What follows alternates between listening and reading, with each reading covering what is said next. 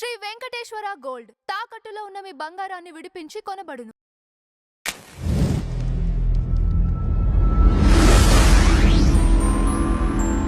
నమస్తే అమ్మా. శ్రీ గురుభ్యో నమః. శ్రీ మాత్రే నమః. నమస్తే అజయ్ గారు. మ్యామ్, ఆంజనేయ స్వామి వారిని ఎలా పూజించి మన కష్టాల నుంచి మనం బయటపడాలి? మరీ ముఖ్యంగా ఆంజనేయ స్వామి వారికి మీ కుటుంబానికి ఉన్న సంబంధం ఏంటి మ్యామ్? ఆంజనేయ స్వామికి మాకు మా కుటుంబానికి ఉన్న సంబంధం అంటే మేము చిన్నప్పటి నుండి ఆంజనేయ స్వామితో సంబంధమే ఉంది.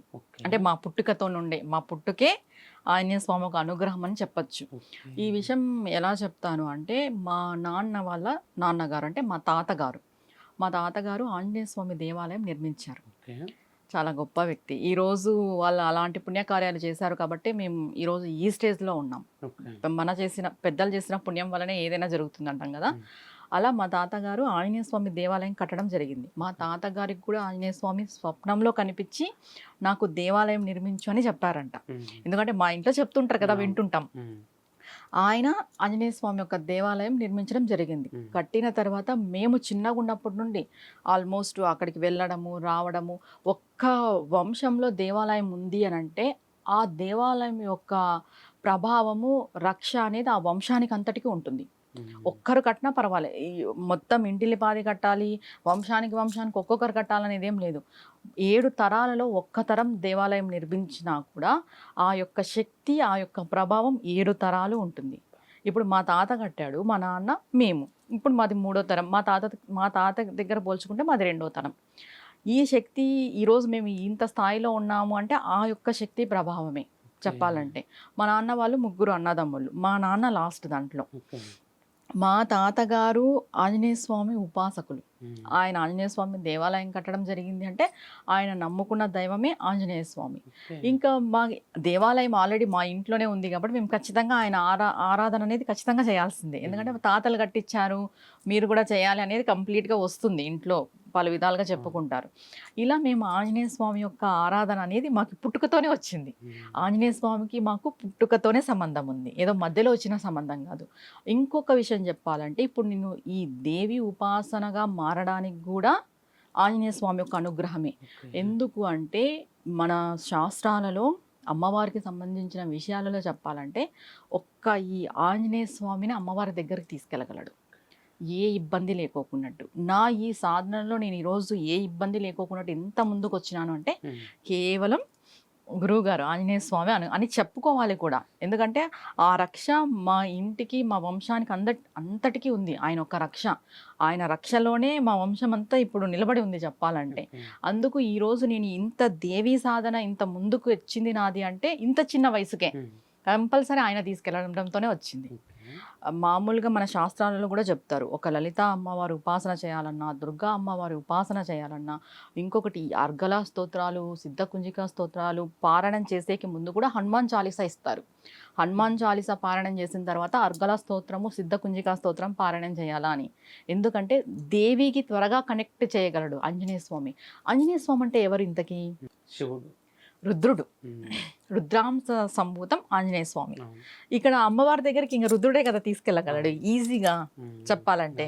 ఈ రుద్రస్వరూపమైన ఆంజనేయ స్వామిని మనం ఎలా పూజించాలి? ఆంజనేయ స్వామి అంటేనే చిరంజీవుడు, ఆంజనేయ స్వామి అంటేనే తేజోమూర్తి, ఆంజనేయ స్వామి అంటేనే బుద్ధిశాలి, ఆంజనేయ స్వామి అంటేనే బలశాలి. ఆయన అన్ని కాలాల పాటు కూడా చిరంజీవుడుగా ఉంటాడు, మనల్ని చూస్తుంటాడు. ఆయన ప్రెజెన్స్ కూడా, ఆయన యొక్క శక్తిని కూడా మనం చూడొచ్చు ఆయన ఒక ఉపాసన చేయడం ద్వారా. మనం ఏం చెప్తాం, ఎక్కడెక్కడ రామనామ సంకీర్తన జరుగుతుందో అక్కడక్కడ హనుమ ఉంటాడు అనే విషయం అందరికీ తెలిసిన విషయమే. మనం సనాతన ధర్మం ఉన్నంత వరకు రామనామ సంకీర్తన జరుగుతుంది, సనాతన ధర్మం ఉన్నంత వరకు ఆంజనేయ స్వామి యొక్క ప్రజెన్స్ ఉంటుంది. కనిపించే దైవం ఎవరు, బతికున్న దైవం ఎవరు, తిరుగుతున్న దైవం ఎవరు అంటే ఆంజనేయుడు, ఒక్క హనుమ మాత్రమే. అది హనుమని ధ్యానించిన వాళ్ళకి, పూజించిన వాళ్ళకి, ఉపాసన చేసిన వాళ్ళకి మాత్రమే తెలుస్తుంది హనుమ యొక్క గొప్పతనం ఏంటి అని. ఇంకొక విషయం ఏంటంటే చిన్న పిల్లలతో పాటు పెద్దల వరకు హనుమ అంటే అదొక ఫీలింగ్, ఇష్టం. ఆయనే హీరో, ఆయనే బాస్, ఆయనే గురువు, అన్నీ ఆయనే. అంటే చిన్నప్పుడు కూడా అంటే ఆయన చిన్నపిల్లలకి తగ్గట్టుగా చిన్నపిల్లల్లాగా ఉంటాడు, పెద్దవాళ్ళకి తగ్గట్టుగా పెద్దవాళ్ళలాగా ఉంటాడు, ఏజ్ అయిన వాళ్ళకి తగ్గట్టుగా దానికి తగ్గట్టుగా ఆయన ప్రేమ అనేది అలానే ఉంటుంది. ఆయనను ఆరాధన చేస్తే మనం తెలుసుకోవచ్చు ఆయన ఎట్లాంటి స్వరూపము అని చెప్పేసి. ఇంకొకటి ఏంటంటే ఈ హనుమ ఆరాధన వల్ల మనకి ఏం లభిస్తుంది, ఇక్కడ కావాల్సిన డౌట్ ఇదే. హనుమ ఆరాధన వల్ల ఏం లభించదని మనం అడగాలి. అన్నీ లభిస్తాయి. ఒక్క రామాయణం చూసుకుంటేనే రాముడు హోప్లెస్గా ఉన్నాడు, అంటే ఆయనకు హోప్ లేదు సీతమ్మ జాడ తెలుస్తుంది అని. ఆయనకు అస్సలు ఇంకా నమ్మకం కూడా లేదు, ఆయన నిస్సాయ స్థితిలో ఉన్నాడు. ఈ బాలకాండ, ఈ అరణ్యకాండ, ఈ కిష్కింధకాండ, తర్వాత సుందరకాండ, తర్వాత యుద్ధకాండ, ఈ కాండలన్నీ దాటి వచ్చే ముందే సుందరకాండ.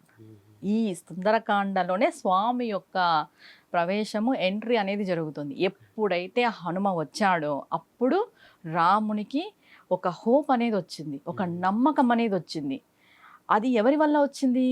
హనుమ వల్లనే వచ్చింది. హనుమకి ఒక శాపం ఉండింది అజయ్ గారు, ఏంటంటే ఆయన చిన్నప్పటి నుండి చాలా శక్తివంతుడు, అన్ని విద్యలు ఆయనకి తెలుసు. ఇంకొకటి, ఆయన సూర్యుడిని మింగడానికి పోయినప్పుడు ఇంద్రుడు వజ్రాయుధం తీసుకొని వచ్చి కొట్టడం ద్వారా ఇది అయి ఉంటుంది. అప్పుడు బ్రహ్మ వస్తాడు, విష్ణు వస్తాడు, మహేశ్వరులు వస్తారు, అందరూ వచ్చి వాళ్ళ శక్తిని నాకు దారపోస్తారు. ఈ శక్తిని దారపోసిన తర్వాత ఏం జరుగుతుందంటే, చిన్న పిల్లవాడు ఉన్నప్పుడు హనుమ ఈ మునులు మహర్షులంతా యజ్ఞాలు యాగాలు చేస్తుంటే వానరం ఏం చేస్తుంది అంటాం కదా, కోతి చేష్టలు చేయొద్దు అని.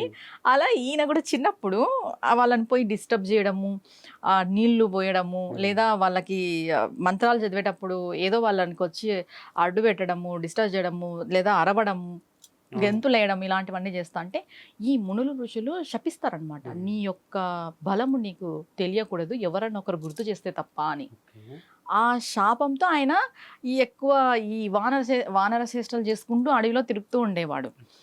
ఎప్పుడైతే ఈ రామాయణములో హనుమ ఎంట్రీ జరుగుతుందో అప్పుడు మొత్తం అంతా వానర సైన్యం అంతా కూడా జయ హనుమ జయ హనుమ జయ హనుమ, సుందరకాండలో ఆయన పర్వతాలన్నీ దాటి వెళ్ళాలి కదా లంకా పట్టణానికి.